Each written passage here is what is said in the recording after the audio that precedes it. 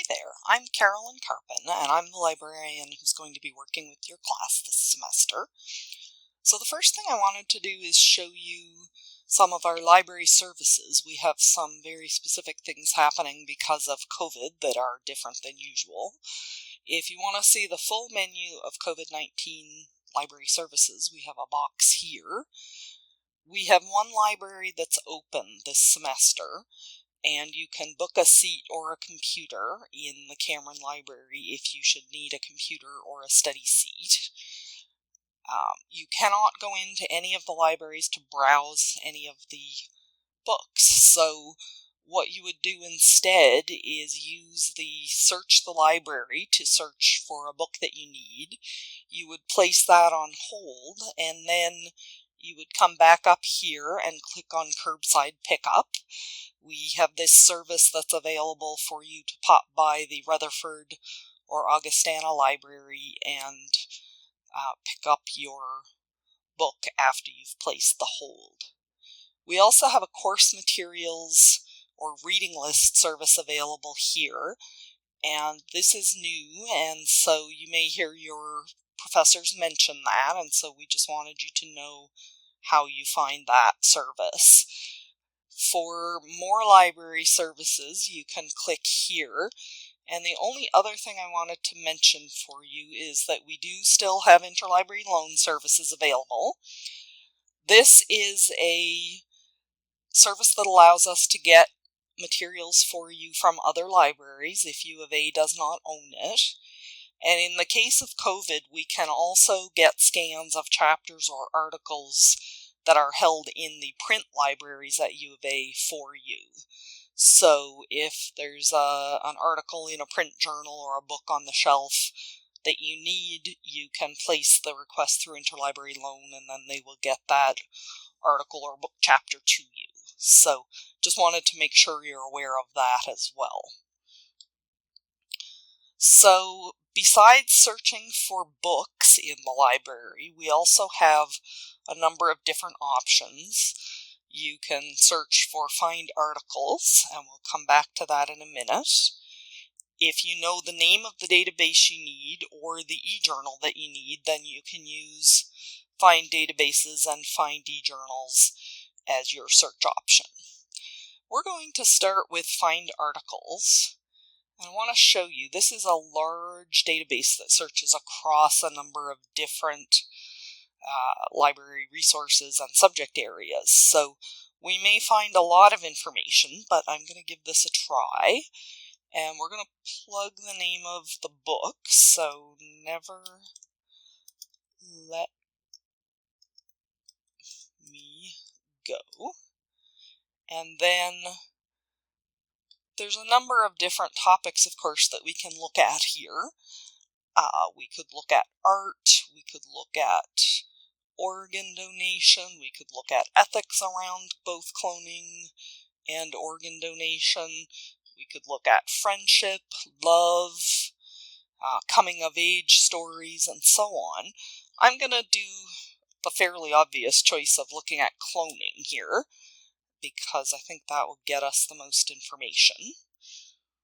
And we'll pull this up, and I want you to see, so we have 320 articles, so that's a fairly big search result, and so I want you to see on the left-hand side here, we have options to limit our search further. So if I click on scholarly or peer-reviewed journals and select that, what that's going to do is narrow my focus down to articles that are published in scholarly journals. Peer review refers to the work of scholars before it gets published is reviewed by other scholars in the field who know the field of study that the person is working in, and what they do is they review the article, they look at the work to see, have they conducted their research well, does it make sense,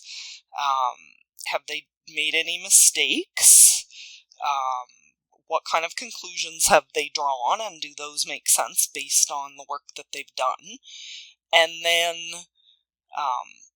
only after that process does something get published in a scholarly or peer-reviewed journal. So you definitely want to be honing in on these peer-reviewed journals. Your professor wants you to look at least a couple of peer-reviewed journals here. So that's how you narrow that down. We still have 144 articles, so another option would be to narrow our time focus. So we want to look at 2018, which is, I believe, when the book was published. So I've honed in on the focus there, and now I've only got 18 articles, so that's not too bad. I want you to see, though, down the left-hand side, there's lots of other options. So if you're getting articles in languages you can't read and you just want to limit it to languages you can read, you can open that up. If you want to look at publications in a specific, or articles in a specific publication, you can do that. So you've got a variety of options here. So when you look at your results, I want you to notice that in the first couple of cases, we can see on the screen we have these subject headings. So if the words that I've plugged into the database maybe haven't found me exactly what I want, maybe some of these subject headings might help me to do a better search focused on what I'm interested in. And so you can see instead of cloning, they're using the phrasing human cloning. So that might get a better focus for what I need. So don't be afraid to use these subject headings. You can always go back and redo your search. Sometimes it can take several goes of doing your search to get what you need. Now the other thing I want you to notice here is for these first couple, we've got this green Get It at U Alberta box. I'm going to open that.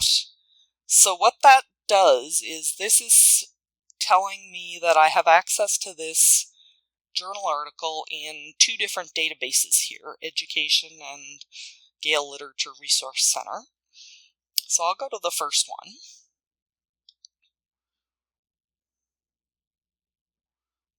Let's just let that open up. And so now I'm in one of the databases where I have access to the article. I can read my abstract, I can view the full text, and I can download, I can get the citation information here, email, print, and so on. So there are lots of options here once you find the article. So I just want to make sure that you don't ignore this little green box, because that's actually going to tell you where you can find that article. In other cases, and we'll scroll down, in other cases you can see we have PDF files available, we might have HTML files available, so you can click on those and open up the article that way and get a look at the article there. So that's how you would use the large search engine for finding articles. I'm going to go back to the library page because I also want to show you we have an English subject guide that points you to some databases that are more specific to the study of English literature, and I'm going to open my subject guides here, and it's under the arts guides that we want to look at. And then you can see I have a whole range of guides on different topics, and all of these are here for you to use. But I'm going to open the English one. And so you can see we have some top picks, and these are selected databases that might be good starting places for your work. And so definitely one of the databases you want to use for your work is the MLA International Bibliography. And so I'm going to open that up, and we'll take a quick peek here. So it looks similar to the other database. It's the same company.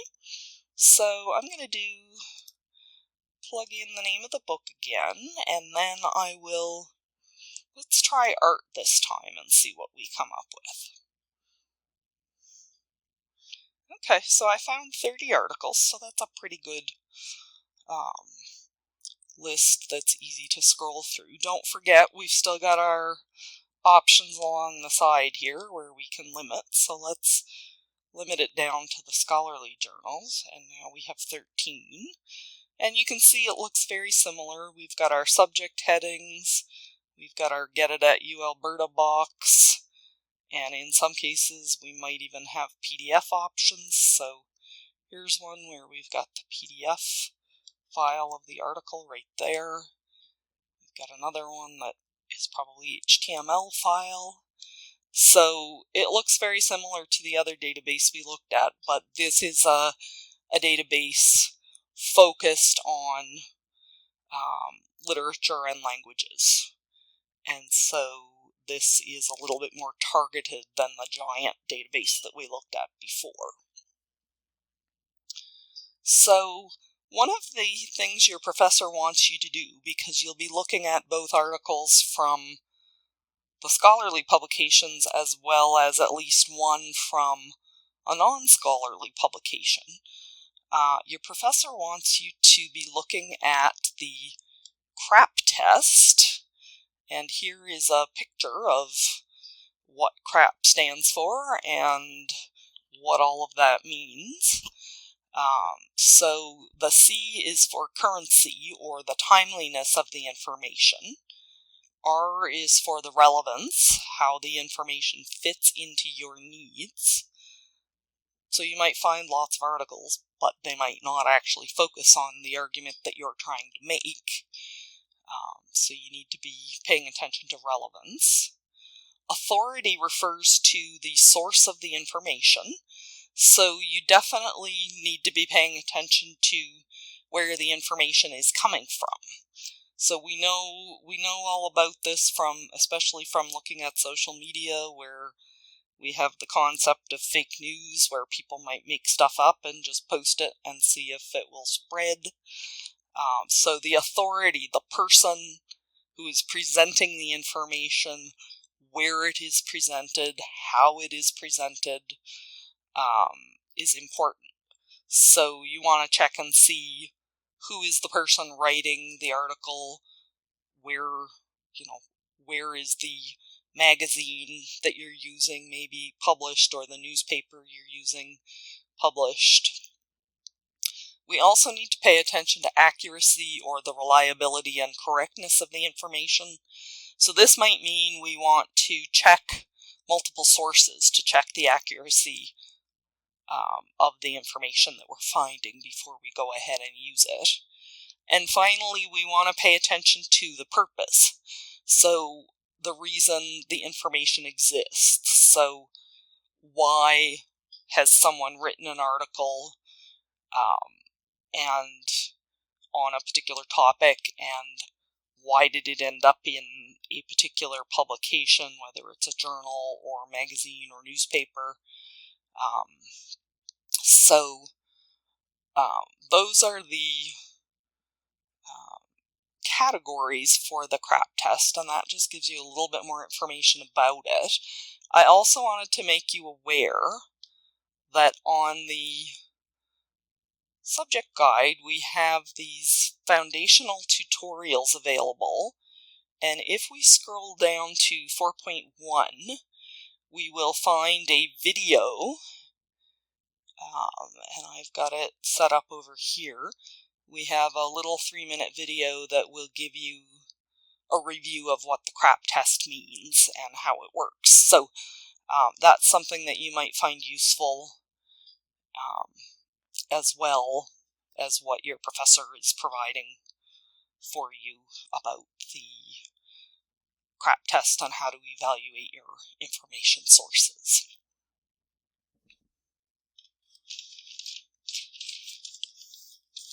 So the other thing that we need to be paying attention to here on the subject guide is that we have a number of other resources. So we have some resources for background information. We've got a literary encyclopedia. We've got the Oxford Reference Online Premium database. So there are books on lots of topics in there. And so this background information is the kind of place where you might want to go to look for more information on a topic, to look for the accuracy, maybe, of the information. I also wanted to point out we have a number of other databases here, and we have this quick menu that you can look at. And what the quick menu does is it lets you see what other databases we have, and you've got them by name, and for many of them the names are very specific and tell you exactly what you're going to find in those databases, so that could be handy. And so then you can just select whichever database you want and click go, and it will take you from there to those databases. So something else you should just be aware of. Now, one other thing that I wanted to make you aware of is that if we go back to our subject guides page here, I have a list down the right-hand side of other library guides that are more general, that everybody could use. And we have one for citation guides, so I just want to point this out, because you're probably going to be asked to use the MLA citation style for your work, and we have a quick guide here that is meant to help you learn how to use the MLA style for writing your citations and your references and so on at the end of your paper. So there's lots of examples here, and so hopefully this will be helpful when you get to the point of actually writing your paper. Now, the other thing I want to point out is that wherever I am on the library pages, I always have this Ask Us menu. And I'm opening this up to show you that we have a number of different ways you can reach us. If you have a quick question, like I'm trying to find this journal and I can't find it in the library, or I can't remember where the MLA citation information was, your best bet is to type this into the chat, and one of the library staff members will be available to help you when it says available right here. Or you can check our chat hours for availability. And then you can go in and ask your question, get what you need, and keep moving. If you get stuck on, say, your search terms for your paper, or you're just not sure what topic you want to focus on and you need some help exploring what might be out there on a number of topics to help you decide, then that's where you would want to book a research consultation. And that's where you would most likely be reaching me. So I'm going to show you, I have my contact information here. Since I'm working in my home office, the best way to get a hold of me is through email, and I can be available to meet with you during the week,